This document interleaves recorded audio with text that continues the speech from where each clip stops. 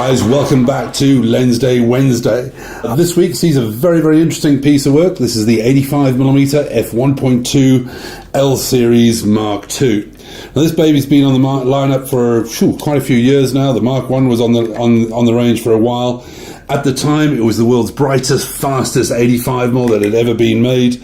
And there's been a couple of contenders for that title since then, but the 85 1.2 is still one of the fastest 85mm in production on the market today. As it says on the box, it's L series. At 1.2, it is unbelievably bright. You saw from that rear element how much light that lens can actually let in. It is astonishing. It is the fashion, beauty, portrait photographer's lens of choice. Absolutely exquisite as far as image quality is concerned.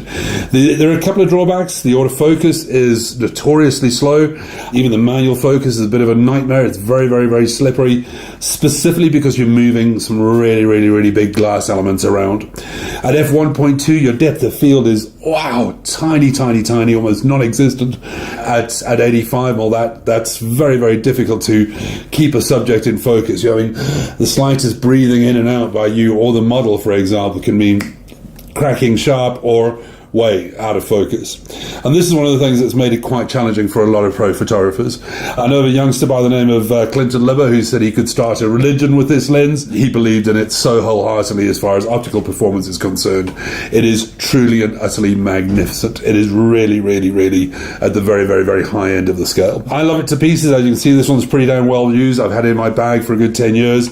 I must admit, I do find it absolutely astonishing. I personally can't use it at f1.2. I shake too much.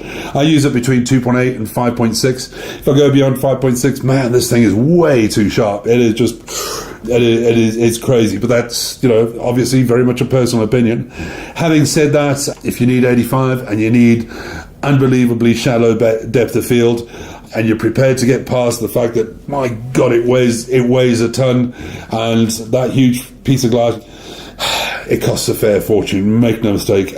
There's quite a few of them second-hand out there, especially the Mark Is, which is a little bit sluggish as far as the focus is concerned, but pretty much the same optical quality.